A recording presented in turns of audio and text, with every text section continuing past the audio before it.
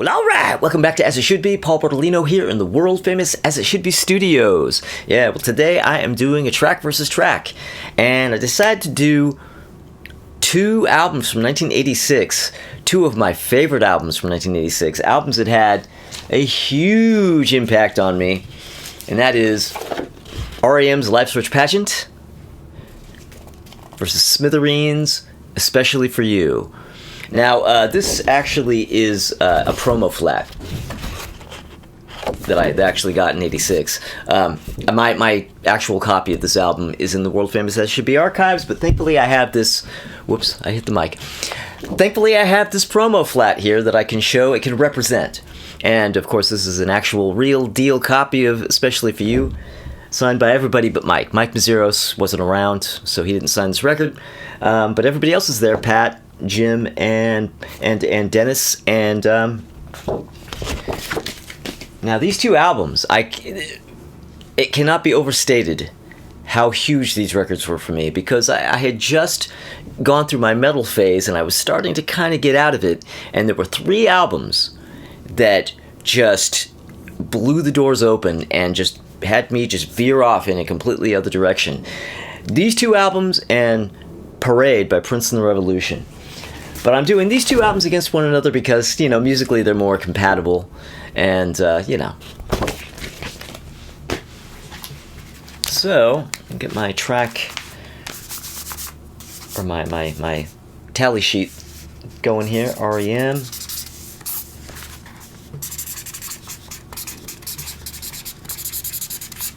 Smithereens. And my pen is drying up. Alright, let's get started. Okay, now as usual, I have ranked the tracks. There are 12 tracks on each of these albums, so from 12 up to number 1, and here we go. Alright, so coming in at number 12 on the R.E.M. album, I have Underneath the Bunker.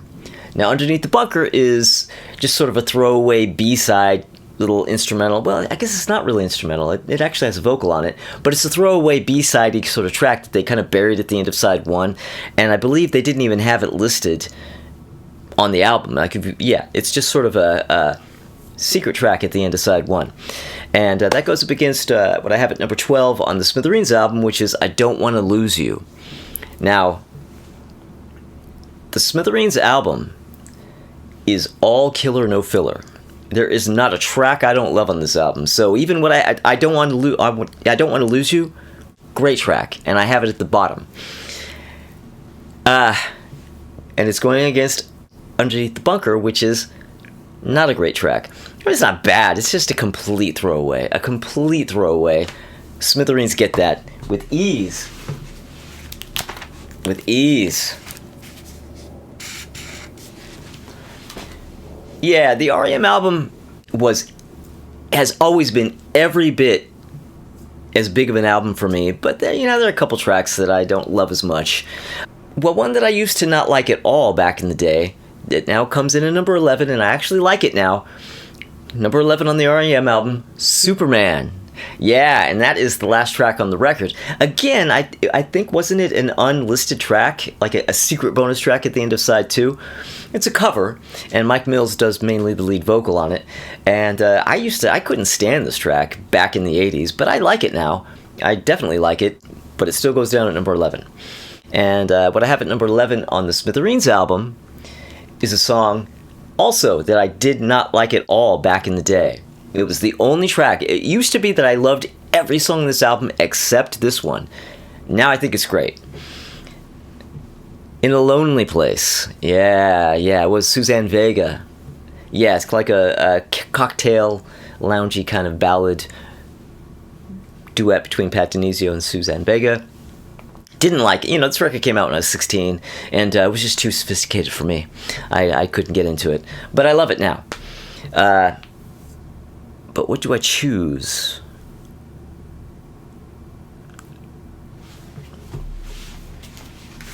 Going to the Smithereens again. Yeah. I mean, I like Superman now, and I like In a Lonely Place now. Both tracks I did not like that I like now, but I definitely like In a Lonely Place more.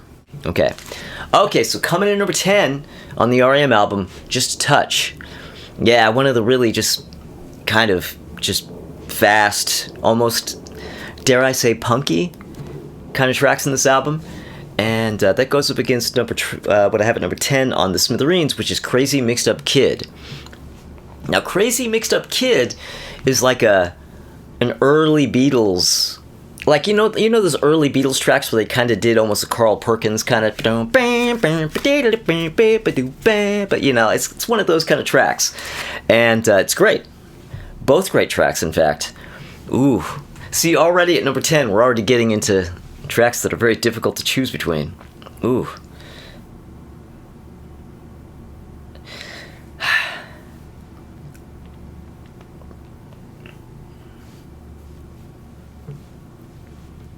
Hair in my mouth. Fuck, you know what? I'm going with the Smithereens again. I'll tell you what.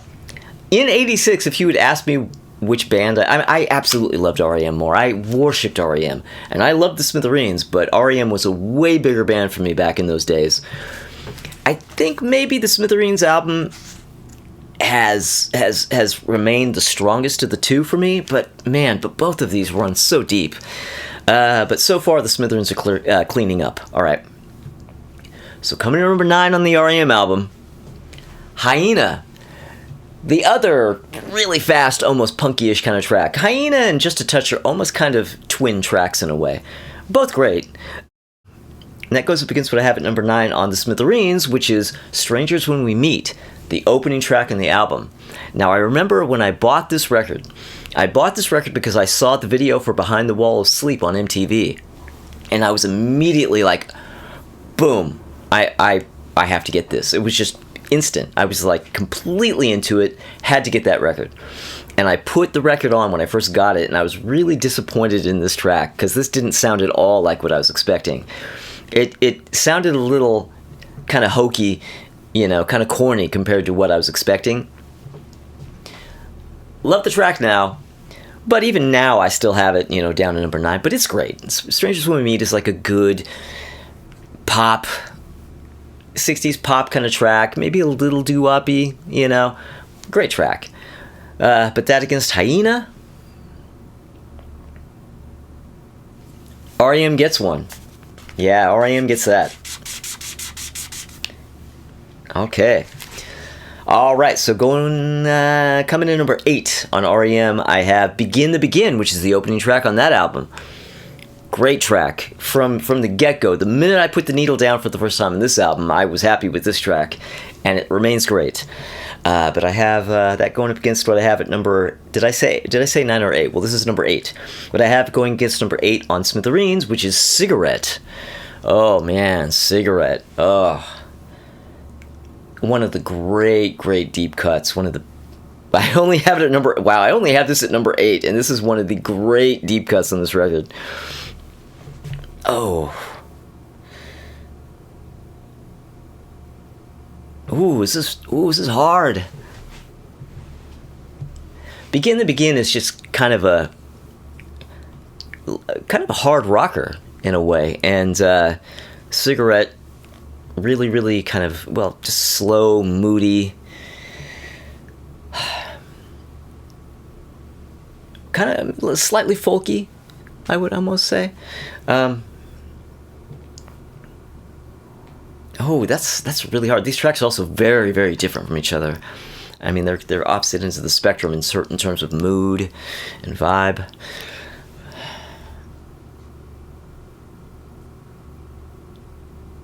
Yeah, I'll go with R.E.M. on that. Man, but just barely. I mean, really, if I'm going to be real here, this is kind of a tie, but, you know, I have to choose one, so... All right, coming in number 7 on R.E.M., I have I Believe, which is the second song on side 2, and that goes up against what I have at number 7 on Smithereens, which is Groovy Tuesday, which apparently was originally going to be the name of the album. I'm glad they changed it. I don't really like the name, especially for you. I don't like that as a title of an album either, but Groovy Tuesday would have been kind of dorky. Great for an album title, or I'm sorry, great for a song title. And a great song, Groovy Tuesday. Oh, man.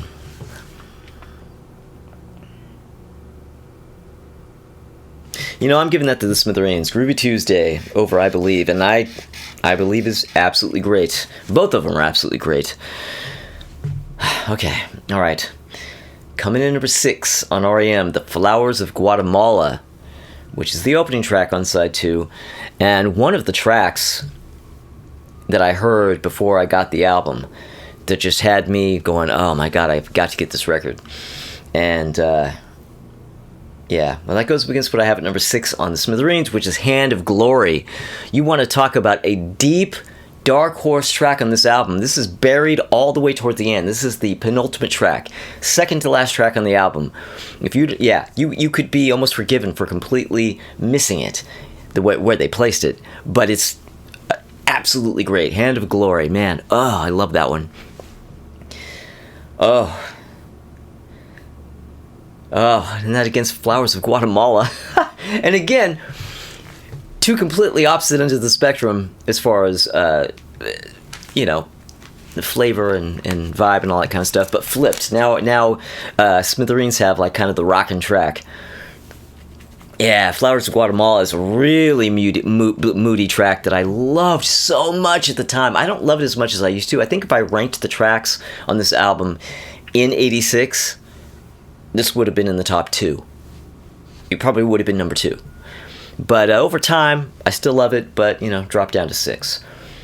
Hand of Glory has probably risen over time.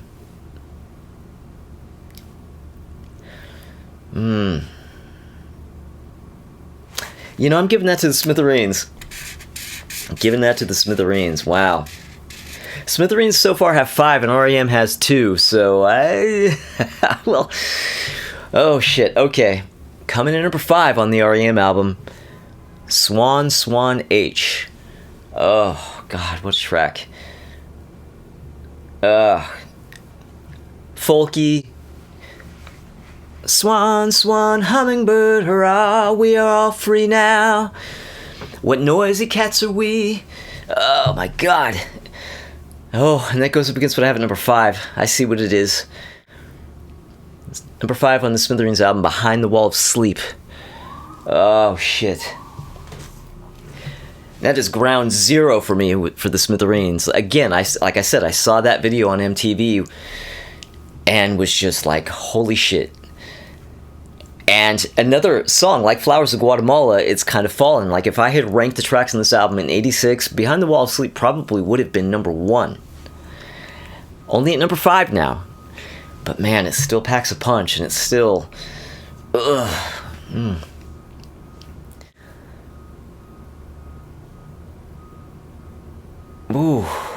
Oh my god, this is so hard. Oh...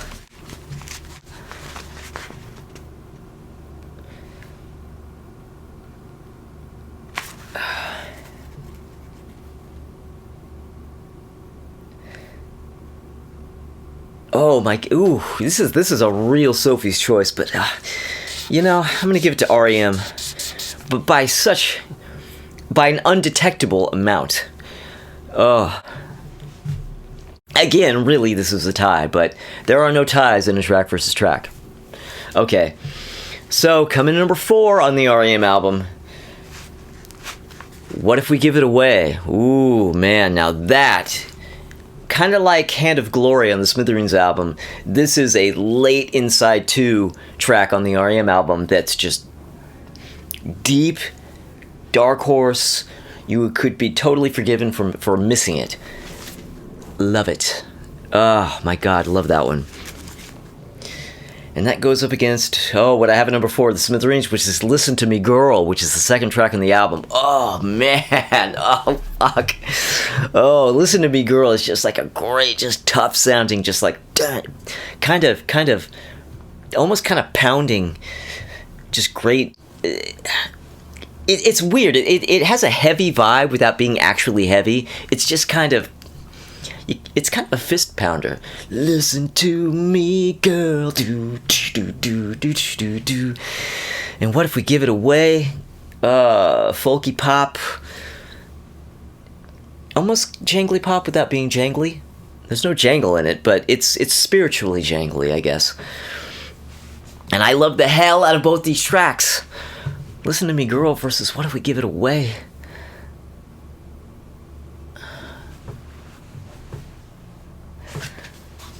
I'm going R.E.M. I'm going R.E.M. And R.E.M's starting to catch up. Smithereens are currently leading now by only 1. Yeah, I'm going R.E.M. Woo. Fuck. It's not going to get easier from here, folks. Okay, so coming in number 3 on the R.E.M. album. Cuyahoga. Cuyahoga. And that goes up against what I have at number 3 on the Smithereens album, which is Blood and Roses.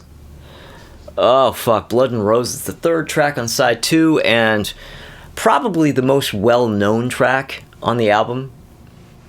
And yeah, there wasn't a video for this. I believe there wasn't a video, as far as I remember, that MTV played. There was a video for Behind the Wall of Sleep, but I would say Blood and Roses is definitely the most known, the biggest hit on this album. I think it was a single. You know, they've used it on TV shows. I think it's been in movies. If you know any track on this album, you know this one. And man, it's a mighty, mighty track. Against Cuyahoga, I gotta go Smithereens on that. And I love Cuyahoga. And that was a little easier than I thought it was gonna be. But it does leave me needing water. Okay. Alright, so coming to number 2 on the R.E.M. album, I have These Days. Is These Days really number 2? Yeah, I guess it is. The last time I ever saw R.E.M., they came out, plugged in their guitars, Michael Stipe walks up to the mic, and bam! Right into These Days. It was so fucking awesome. And that goes up against number 2. What I have at number 2 on the Smithereens album, Time and Time Again. Ooh, man, the last track on side 1.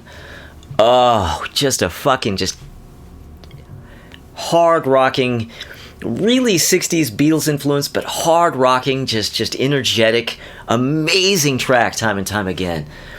You know, the riff is almost kind of Pretty Womanish, doo doo boo doo doo doo doo doo doo doo doo doo doo doo doo doo, a little surf rockish, I guess, yeah. And These Days is just also just a really energetic, just rocking track. Oh.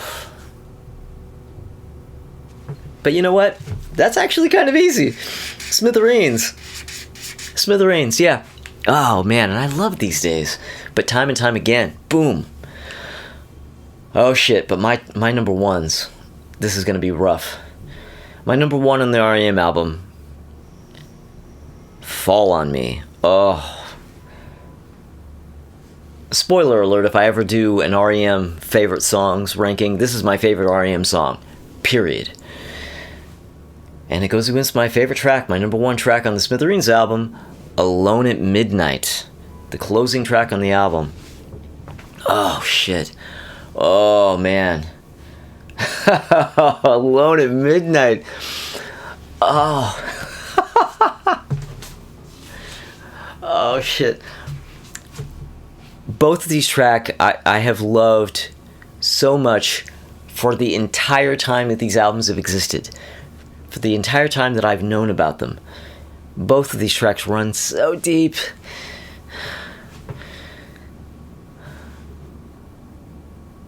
Oh, fuck. This is... Oh, okay, you know what? I gotta put the pad down. I need to have nothing in my hands while I think about this. Oh, God. Follow Me versus Alone at Midnight. I mean, for a lot of people, you probably haven't even heard Alone at Midnight. And you've all heard Fall on Me, and you're like, yeah, it's a great track. Well, you need to go listen to Alone at Midnight on the Smithereens album. It is just, both great ballady, slow, moody tracks. Alone at Midnight is the moodier of the two. I'll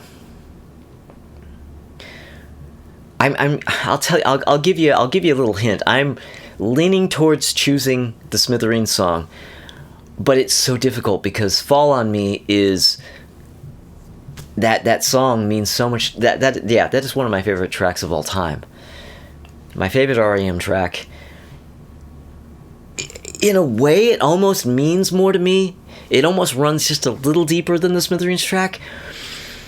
But maybe I like the Smithereens track more. Maybe. Oh. I know this is stupid. But it's a really, really, it's a treacherous decision I have to make. Well, the Smithereens have already won this, no matter what I choose.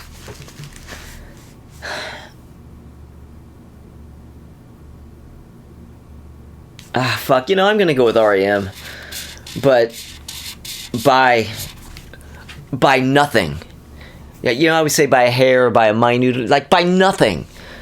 I'm going with the R.E.M. song, but yeah, the Smithereens record won. Smithereens got 1, 2, 3, 4, 5, 6, 7, and R.E.M. got 5. So it actually wasn't as much of a slaughter as it was looking like for a while there.